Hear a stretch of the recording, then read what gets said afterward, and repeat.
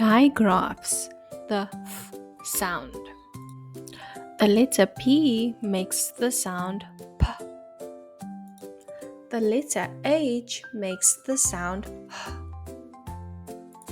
Together, it makes the f sound.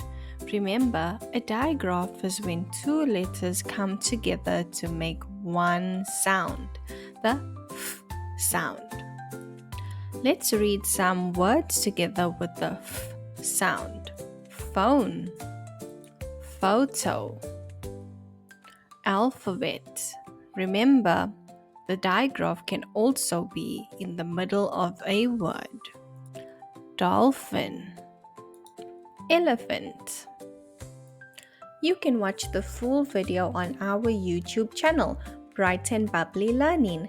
Comment what you would like to learn next down below. Goodbye.